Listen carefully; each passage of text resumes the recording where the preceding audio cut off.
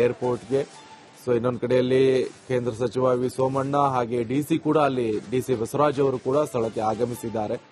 So ಮೃತದೇಹಗಳನ್ನ ಬರಮಾಡಿಕೊಳ್ಳುವಂತ ನಿಟ್ಟಿನಲ್ಲಿ ಆಮೇಲೆ ಅವರ ಕುಟುಂಬಸ್ಥರಿಗೆ ಹಸ್ತಾಂತರ ಮಾಡಲಾಗುತ್ತೆ. ಕುಟುಂಬಸ್ಥರು ಅನ್ನ ತೆಗೆದುಕೊಂಡು ಹೋಗಿ ವಿಧಿವಿಧಾನಗಳನ್ನ ನೆರವೇರಿಸಲಿದ್ದಾರೆ. ಜೊತೆಗೆ ಆ ದೃಶ್ಯಾವಳಿಯನ್ನು ಕೂಡ ನೀವು ನೋಡ್ತಾ ಇರಬಹುದು. ಇವೆಲ್ಲವೂ ಕೂಡ ಅಲ್ಲಿ ಏನೇನು ಆಗ್ತಾ ಇದೆ ಕೆಂಪೇಗೌಡ ಏರ್ಪೋರ್ಟ್ ಅಲ್ಲಿ ಪ್ರತಿಯೊಂದನ್ನು ನಾವು ನಿಮಗೆ ತೋರಿಸ್ತಾ ಇದ್ದೀವಿ.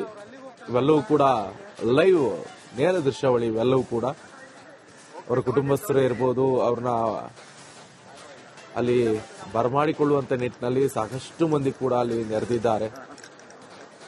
ಶೋಕ ಸಾಗರ ಮುಡಿಗಟ್ಟಿದೆ. ಇದಕ್ಕೆ ಪ್ರತ್ಯುತ್ತರ ಕೊಡಲೇಬೇಕು. ಯಾವುದೇ ಕಾರಣಕ್ಕೂ ಕೂಡ ಇದನ್ನ ಬಿಡಬಾರದು. ಯಾಕಂತ ಹೇಳಿದ್ರೆ ಉರಿ ದಾಳಿ ಸಂದರ್ಭದಲ್ಲಿರ್ಬೋದು, ಪುಲ್ವಾಮಾ ದಾಳಿ ಸಂದರ್ಭದಲ್ಲಿರ್ಬೋದು, ಉರಿ ದಾಳಿ ಆದಂತ ಸಂದರ್ಭದಲ್ಲಿ ಸಾಕಷ್ಟು ಜನ ಮಿಲಿಟರಿಗಳು ಮಲ್ಕೊಂಡಿದ್ರು. ಪಾಪ ಬೆಳಬೆಳಗ್ಗೆ ಗೊತ್ತೇ ಇಲ್ಲ.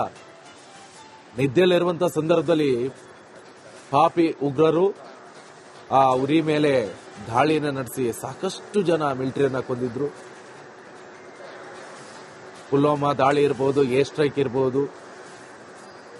ನೋಡಿ, ತೇಜಸ್ವಿ ಸೂರ್ಯ ಇವರೆಲ್ಲ ಬರ್ತಾ ಇದ್ದಾರೆ. ಅಂದ್ರೆ ವಿಶೇಷ ವಿಮಾನದ ಮೂಲಕ ಈಗಾಗಲೇ ಅವ್ರನ್ನ ತೆಗೆದುಕೊಂಡು ಬರ್ತಾ ಇರುವಂತಹ ದೃಶ್ಯ ನೋಡಿ. ಪಲ್ಲವಿ ಅವರು ಕೂಡ ಇದ್ದಾರೆ. ಪಲ್ಲವಿ ಅವರ ಅಕ್ಕ ಇದ್ದಾರೆ.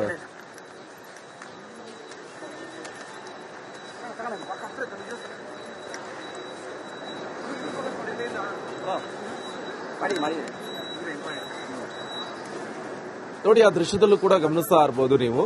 ಇದು ಶಿವಮೊಗ್ಗದ ಮಂಜುನಾಥ್ ಅವರ ಪತ್ನಿ ಪಲ್ಲವಿ ಅವರು, ಅವರ ಜೊತೆಗೆ ಅವರ ಮಗ ಕೂಡ ಇದ್ದಾರೆ, ಜೊತೆಗೆ ಅವರ ಅಕ್ಕ ಕೂಡ ಇದ್ದಾರೆ, ನೋಡ್ತಾ ಇರಬಹುದು. ಇನ್ನೊಂದು ಕಡೆಯಲ್ಲಿ ಅವರ ಸಹೋದರ ಕೂಡ ಹೊರಗಡೆ ವೆಯ್ಟ್ ಮಾಡ್ತಾ ಇದ್ದಾರೆ, ಪಲ್ಲವಿ ಅವರ ಸಹೋದರ. ಸೊ ಇನ್ನೊಂದು ಕಡೆಯಲ್ಲಿ ಭೂಷಣ್ ಅವರ ಫ್ಯಾಮಿಲಿ ಇವರೆಲ್ಲರೂ ಕೂಡ ಅಲ್ಲಿ ವೆಯ್ಟ್ ಮಾಡ್ತಾ ಇದ್ದಾರೆ. ಹೊರಗಡೆ ಅವರ ಮೃತದೇಹವನ್ನ ಹಸ್ತಾಂತರ ಮಾಡಲಾಗುತ್ತೆ. ಅದನ್ನ ತೆಗೆದುಕೊಂಡು ಮತ್ತೆ ಅವರ ಮನೆಗೆ ಕೊಂಡೊಯ್ಯಲಾಗುತ್ತೆ. ಇವರಿಗೆ ತೇಜಸ್ವಿ ಸೂರ್ಯ ಅವರಿದ್ದಾರೆ ನೋಡಿ. ಸಂಸದ ತೇಜಸ್ವಿ ಸೂರ್ಯ ಅವರು ಕೂಡ ಇದೆಲ್ಲ ಸಾಥ್ ಕೊಡ್ತಾ ಇದ್ದಾರೆ. ಅಣ್ಣನ ಸ್ಥಾನದಲ್ಲಿ ನಿಂತ್ಕೊಂಡು ಪಲ್ಲವಿ ಅವರಿಗೆ. ಯಾಕಂತ ಹೇಳಿದ್ರೆ ಅಲ್ಲಿ ಸಂತೋಷ್ ಲಾಡ್ ಅವರು, ಪ್ರತಿಯೊಬ್ಬರು ಕನ್ನಡಿಗರು ಇರ್ಬೋದು, ಅವರ ಮೃತದೇಹ ಇರ್ಬೋದು,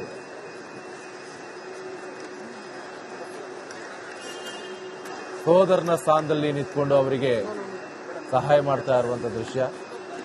ಇನ್ನೊಂದು ಕಡೆಯಲ್ಲಿ ಸಂತೋಷ್ ಲಾಡ್ ಅವರು ಕೂಡ ಅಷ್ಟೇ ಅಲ್ಲಿ ಜಮ್ಮು ಕಾಶ್ಮೀರದಲ್ಲಿ ಇಂತಹ ಒಂದು ಘಟನೆ ನಡೆದಂತ ಸಂದರ್ಭದಲ್ಲಿ ಸರ್ಕಾರದ ಪ್ರತಿನಿಧಿಯಾಗಿ ಅಲ್ಲಿಗೆ ಹೋಗಿದ್ದಾರೆ. ಕನ್ನಡಿಗರ ರಕ್ಷಣೆ ಇರ್ಬೋದು, ಮತ್ತೊಂದಕ್ಕೆ ಅಲ್ಲಿ ಹೆಲ್ಪ್ ಮಾಡುವಂತ ನಿಟ್ಟಿನಲ್ಲಿ ಅವ್ರನ್ನೆಲ್ಲರನ್ನು ಕೂಡ ರಾಜ್ಯಕ್ಕೆ ಕಳಿಸಿಕೊಡುವಂತ ನಿಟ್ಟಿನಲ್ಲಿ ವಿಶೇಷ ವಿಮಾನದ ವ್ಯವಸ್ಥೆ ಇರ್ಬೋದು, ಎಲ್ಲವನ್ನು ಕೂಡ ಮಾಡಿದ್ದಾರೆ. ಜೊತೆಗೆ ಅಲ್ಲಿ ನೇರ ದೃಶ್ಯಾವಳಿ ಇವೆಲ್ಲವನ್ನು ಕೂಡ ನೀವು ನೋಡ್ತಾ ಇರ್ಬೋದು. ಅವರ ಕುಟುಂಬಸ್ಥರು ಆಗಮಿಸಿರುವಂತಹ ದೃಶ್ಯ ಕೆಂಪೇಗೌಡ ಏರ್ಪೋರ್ಟ್ಗೆ. ಹೊರಗಡೆ ವಿ ಸೋಮಣ್ಣ ಇದ್ದಾರೆ, ಹೊರಗಡೆ ತೇಜಸ್ವಿ ಸೂರ್ಯ ಅವರು ಇವರು ಫ್ಯಾಮಿಲಿ ಜೊತೆ ಅಲ್ಲಿಂದನೇ ಬಂದಿದ್ದಾರೆ ನೋಡಿ. ಈಗ ನೋಡ್ತಾ ಇರುವಂತದ್ದು ನೀವು ಶಿವಮೊಗ್ಗದ ಮಂಜುನಾಥ್ ಅವರ ಹೆಂಡತಿ ಹಾಗೆ ಅವರ ಅಕ್ಕ, ಅವರ ಮಂಜುನಾಥ್ ಅವರ ಮಗ.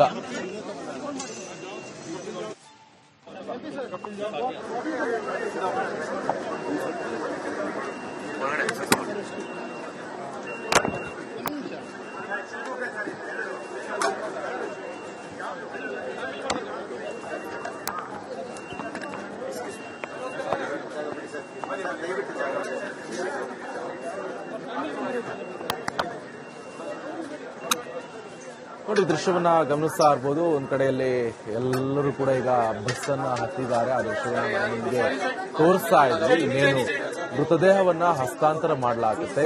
ಮೃತದೇಹವನ್ನ ಈಗ ಹಸ್ತಾಂತರ ಮಾಡಿದ ನಂತರ ಒಂದಿಷ್ಟು ಪ್ರೊಸೆಸ್ಗಳಿರುವಂಥದ್ದು. ಆ ಪ್ರೊಸೆಸ್ ಕಂಪ್ಲೀಟ್ ಆದ್ರ ಮೇಲೆ ಮೃತದೇಹಗಳನ್ನ ಹಸ್ತಾಂತರ ಮಾಡಲಾಗುತ್ತೆ ಅವರವರ ಕುಟುಂಬಸ್ಥರಿಗೆ. ಸೊ ಮೃತದೇಹಗಳನ್ನ ಅದಾದ ನಂತರ ಅವರ ಕುಟುಂಬಸ್ಥರು ಮನೆಗೆ ಕೊಂಡೊಯ್ತಾರೆ.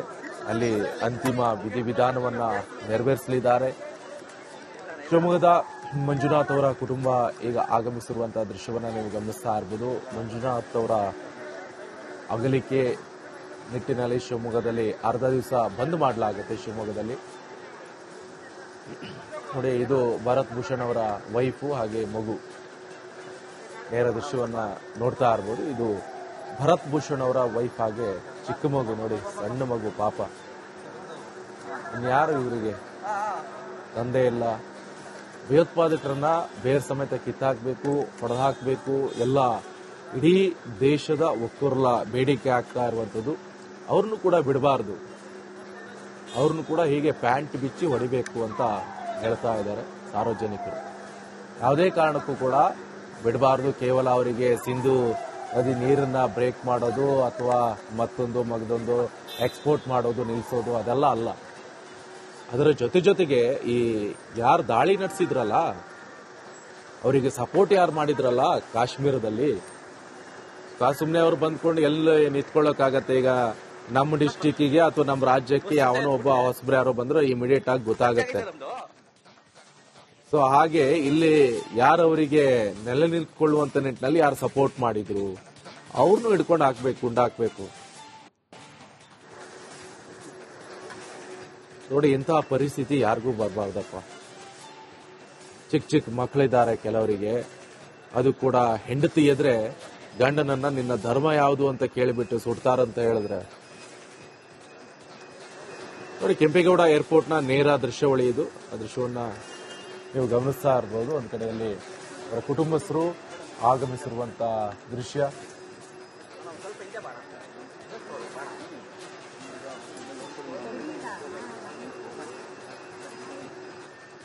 ನಿಮಗೆ ಹೆಚ್ಚಿನ ಡೀಟೇಲ್ಸ್ ಅನ್ನ ಕೊಡ್ತಾರೆ ನನ್ನ ಕಲೀಗ ಅರವಿಂದ್. ಏರ್ಪೋರ್ಟ್ ನಿಂದಾನೇ ನೇರ ಸಂಪರ್ಕದಲ್ಲಿ ಜಾಯ್ನ್ ಆಗಿದ್ದಾರೆ. ಅರವಿಂದ್, ನೋಡ್ತಾ ಇದ್ವಿ ಒಂದ್ ಕಡೆ ಈಗ ಅವರ ಕುಟುಂಬಸ್ಥರೆಲ್ಲ ಬರ್ತಾ ಇರುವಂತದ್ದು, ನೀವು ಕೂಡ ಅಲ್ಲಿ ಸ್ಪಾಟ್ ಅಲ್ಲಿ ಇದ್ದೀರಾ. ಸತಿ ಏನೇನ್ ಆಗ್ತಾ ಇದೆ, ಏನೇನೆಲ್ಲ ಪ್ರೊಸೆಸ್ ಇದೆ, ಎಷ್ಟೊತ್ತಿಗೆ ಅವರ ಕುಟುಂಬಸ್ಥರಿಗೆ ಮೃತದೇಹವನ್ನ ಹ್ಯಾಂಡ್ ಓವರ್ ಮಾಡಲಾಗುತ್ತೆ?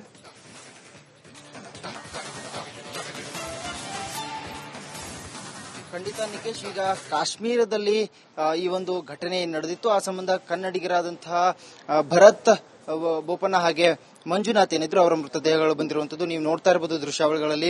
ಕಾರ್ಗೋ ಲಾಂಜ್ ಏನಿದೆ ಅಲ್ಲಿ ವಿ ಸೋಮನ್ ಅವರು ಬಂದಿರುವಂತದ್ದು, ಮತ್ತೊಂದು ಕಡೆ ಸಿಆರ್ಪಿಎಫ್ ಯೋಧರು ಹಾಗೆ ಪೊಲೀಸ್ ಇಲಾಖೆ ಸಿಬ್ಬಂದಿಗಳು, ಡಿಸಿಪಿ ಹಾಗೆ ಜಿಲ್ಲಾಧಿಕಾರಿಯಾಗಿರುವಂತಹ ಬಸವರಾಜ್ ಅವರು, ಇವರೆಲ್ಲ ಅಧಿಕಾರಿಗಳು ಕೂಡ ಈಗಾಗಲೇ ಮೃತದೇಹವನ್ನ ರವಾನೆ ಮಾಡುವುದಕ್ಕಾಗಿ ಸಕಲ ಸಿದ್ಧತೆಗಳನ್ನ ಮಾಡಿಕೊಂಡಿರುವಂತದ್ದು. ಒಂದು ಕಡೆ ಮೃತದೇಹ ಇನ್ನೇನು ಕೆಲವೇ ಕ್ಷಣಗಳಲ್ಲಿ ಒಂದು ಕಾರ್ಗೋ ಲಾಂಜ್ ಏನಿದೆ ಇಲ್ಲಿ ತಲುಪುತ್ತೆ.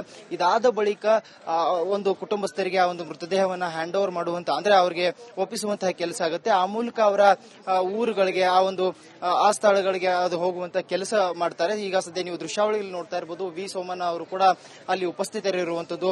ಅವರು ಕೂಡ ಎಲ್ಲ ರೀತಿಯಾದಂತಹ ತಯಾರಿಗಳನ್ನ, ಭದ್ರತಾ ವ್ಯವಸ್ಥೆಯನ್ನ ನೋಡ್ತಾ ಇರುವಂತದ್ದು.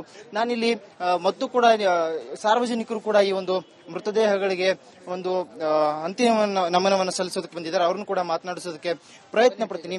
ಸರ್ ನಮಸ್ತೆ. ಕನ್ನಡಿಗರ ಒಂದು ಈ ರೀತಿಯಾದಂತಹ ದುರಂತ ಘಟನೆ ಆಗಿರುವಂತದ್ದು, ಅವರನ್ನ ಅಲ್ಲಿ ಉಗ್ರರು